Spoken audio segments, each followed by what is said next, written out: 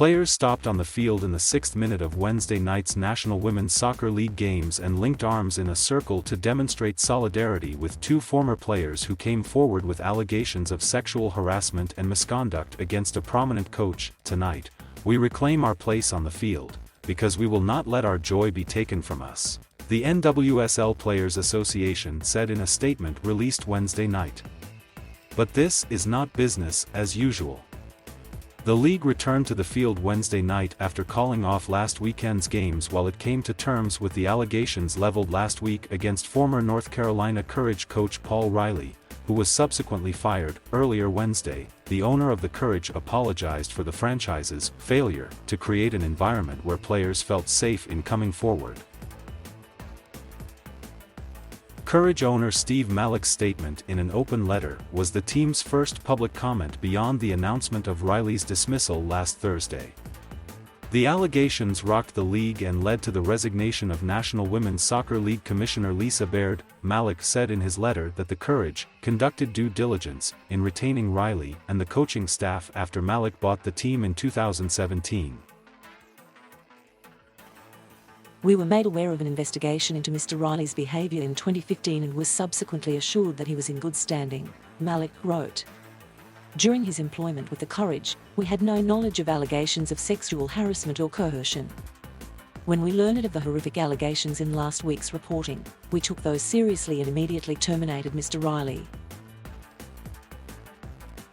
Two former NWSL players, Sinead Farrelly and Mana Shim, came forward with the allegations of abuse, including sexual coercion, dating back more than a decade.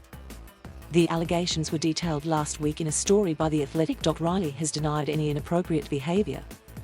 He coached the NWSL's Portland Thorns in 2014 and 2015, when he was dismissed by the team, which had investigated him and shared its findings with the league.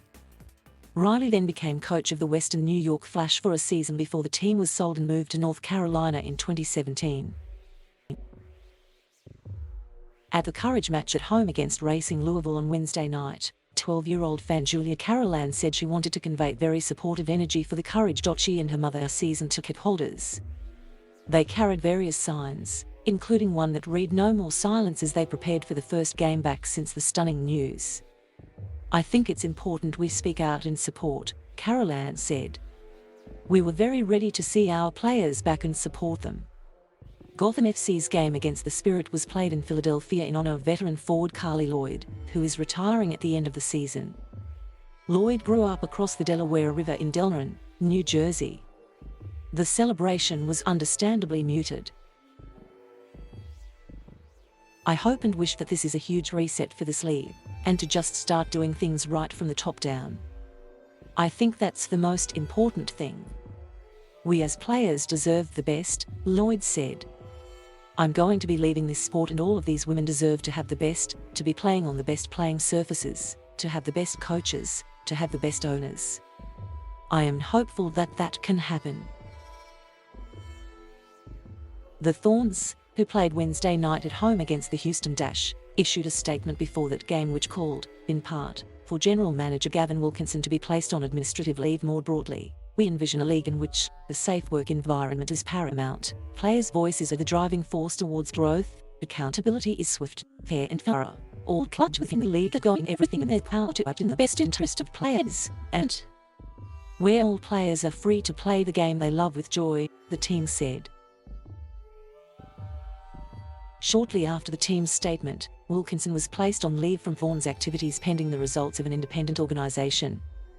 Wilkinson is also GM of the Portland Timbers of Major League Soccer. The NWSL's new executive committee, which took over league administration after Baird's resignation, issued a statement following the players' actions. "We support the players' actions on the pitch tonight. We understand that much needs to be done to regain their trust and create the type of systemic change the players deserve. We have engaged respected, independent counsel to do a thorough investigation of past and current issues and develop policies and procedures to create enduring change for a safe and secure environment for our players.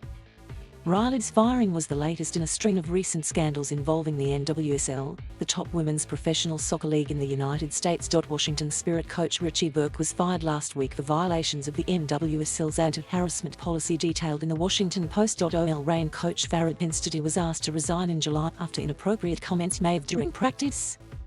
Racing Louisville coach Christy Holly was fired last month for reasons that have not been made public, and Gotham FC general manager Lisa LaHue was dismissed for violating the league's anti-harassment policy.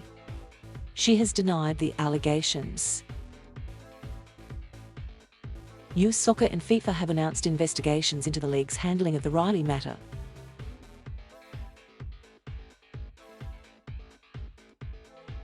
Thank you for watching. Please subscribe.